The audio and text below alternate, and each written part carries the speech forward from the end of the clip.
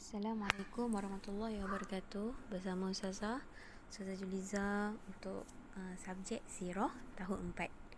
Okey, kita akan belajar hari ini unit 2, tajuk dakwah secara rahsia.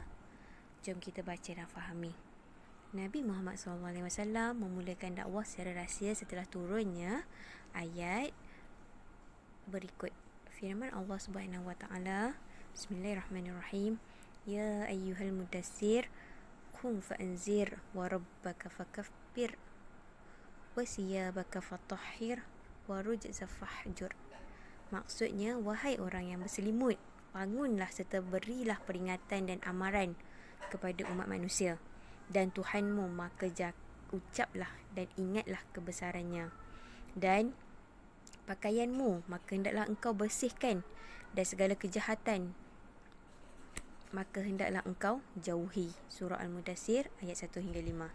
Okey, surah ini adalah turunnya surah ini untuk dakwah secara rahsia. Nabi Muhammad SAW memulakan dakwah secara rahsia supaya orang ramai tidak terkejut dengan sesuatu yang baharu yang mereka tidak pernah dengar dan alami sebelum ini. Jadi Nabi ni mula dakwah secara rahsia. Kenapa Nabi mula dakwah secara rahsia? Supaya orang-orang ramai tak terkejut. Tak terkejut tiba-tiba Nabi cakap kena solat. Tiba-tiba Nabi cakap nak kena baca Al-Quran, kena boleh baca Al-Quran. Tiba-tiba Nabi nak kena cakap kita dah tak boleh minum arak, sebab kaum jahiliah dia orang memang minum arak, kan, mencuri, macam-macam buat benda-benda yang jahat. Jadi Nabi tak nak semua terkejut. Tiba-tiba Nabi nak kena cakap tak boleh ni, tak boleh itu. Nanti takut semua orang akan benci Nabi. Jadi Allah suruh Nabi dakwah secara rahsia dahulu. Okey, baik. Unit 3. Okey, ni orang yang mula-mula beriman. Siapa orang yang mula-mula beriman dengan Nabi? Okey, jom kita baca dan fahami. Nabi Muhammad SAW memulakan dakwahnya kepada ahli keluarga dan kaum kerabat terdekat serta sahabat-sahabat baginda dalam kalangan kaum Quraisy. Sahabat-sahabat yang mula-mula beriman ialah, siapa orang-orang yang mula-mula beriman ni? Kita mestilah kena cari orang yang baik, rapat dengan kita dulu, yang percaya dengan kita dulu, kan. Takkanlah tiba-tiba kita nak pergi cari orang lain yang kita tak kenal, tiba-tiba nak dakwah. Mestilah orang dah tak kenal. Lepas tu kita nak cerita pasal Islam, agak-agak dia percaya tak? Mesti tak, kan. Jadi kita mestilah kena cari ahli keluarga kita dulu. Ahli keluarga kita yang tahu macam mana kita, kawan-kawan sahabat baik kita. Jadi siapa ahli keluarga Nabi yang pertama memeluk Islam, yang beriman kepada Nabi? Okey, mestilah isteri Nabi. Siapa nama isteri Nabi? Khadijah binti Khuwailid. Pandai. Okey, Khadijah binti Khuwailid ialah isteri Nabi Muhammad SAW. Yang kedua, Ali bin Abi Talib. Siapa Ali bin Abi Talib? Ali ni sepupu baginda yang masih kanak-kanak dan tinggal bersama Nabi Muhammad SAW. Yang ketiga, Ummu Aiman. Siapa Ummu Aiman? Pengasuh Nabi Muhammad SAW. Okey, yang keempat, Zaid bin Harisah. Siapa Zaid ni? Zaid ialah hamba yang dibebaskan oleh Rasulullah SAW dan dijadikan anak angkat. Zaid bebaskan, Rasulullah bebaskan Zaid sebagai daripada jadi hamba, dan Nabi Muhammad ambil Zaid dan dijadikan sebagai anak angkat. Yang kelima, Abu Bakar bin Abi Quhafah. Okey, Abu Bakar bin Abi Quhafah ni siapa? Sahabat baik Nabi. Dia yang percayai Nabi. Walau apa yang Nabi kata, dia adalah orang yang paling percaya kepada Nabi. Dia adalah teman rapat Nabi Muhammad SAW.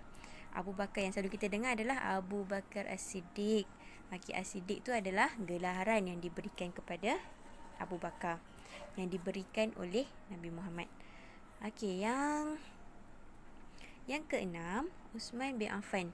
Okey, yang bawah pada Abu Bakar ni adalah di antara orang yang diseru dan diajak oleh Abu Bakar memeluk Islam.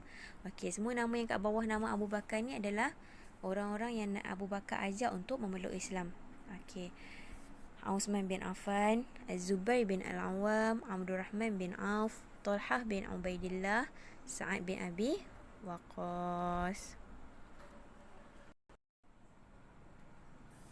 Okey, muka surat 8. Nabi Muhammad SAW berdakwah secara rahsia selama 3 tahun. Okey, berapa tahun anak-anak? 3 tahun. Nabi Muhammad berdakwah secara rahsia selama 3 tahun. Okey. Baginda memilih rumah siapa? Rumah Al-Arqam bin Abil Arqam bin Abi Al-Arqam bagi menjalankan rumah Al-Arqam bin Abi Al-Arqam bagi menjalankan dakwahnya. Okey, jadi Nabi Muhammad dakwah secara rahsia selama 3 tahun kan. Okey, lepas tu Nabi Muhammad pilih rumah Al-Arqam bin Abi Al-Arqam bagi menjalankan dakwahnya. Bila kita nak dakwah secara rahsia ni, mestilah kita kena cari tempat untuk dakwah. Jadi Nabi Muhammad pilih rumah Al-Arqam. Dianggarkan seramai 40 orang telah beriman pada peringkat ini. Okey, insyaAllah Ustazah harap anak-anak semua faham apa yang Ustazah baca tadi, dan Ustazah harap anak-anak semua ingat. Sebab apa? Sebab sirah ni kita kena banyak ingat. Kita kena ingat siapa orang pertama yang beriman dengan Nabi. Siapa berapa tahun dakwah secara rahsia berlaku. Rumah siapa yang Nabi Muhammad jalankan dakwah secara rahsia. Berapa orang yang mengikut Nabi pada peringkat dakwah secara rahsia. Okey, insyaAllah saya harap semua dapat ingat. Jadi aktiviti untuk kali ni saya nak anak-anak semua buat okey, macam saya cakap sebelum ni, perbincangan dalam kumpulan. Jadi sebab anak-anak semua duduk dekat rumah, boleh buat sendiri je. Yang pertama, hafaz surah Al-Mudassir ayat 1 hingga 5.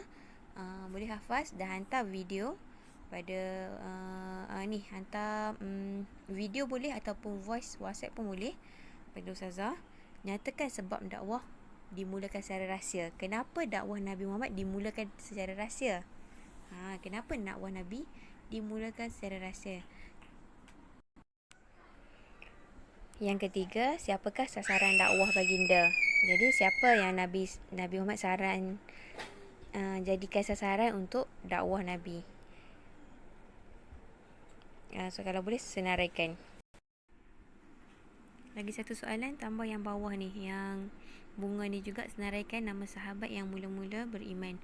Kalau boleh senaraikan semua sekali. Okey. Penghayatan, hendaklah menyeru kebaikan kepada diri sendiri, keluarga, kemudian kepada orang lain. Jadi kita hendaklah kita seru kebaikan kepada diri kita sendiri, pada keluarga kita, kemudian barulah kepada orang lain, insya-Allah. Saya harap anak-anak semua tak dapat banyak, dapat sedikit ingat apa yang saya dah baca dan ceritakan tadi, insya-Allah. Okey, Assalamualaikum warahmatullahi wabarakatuh.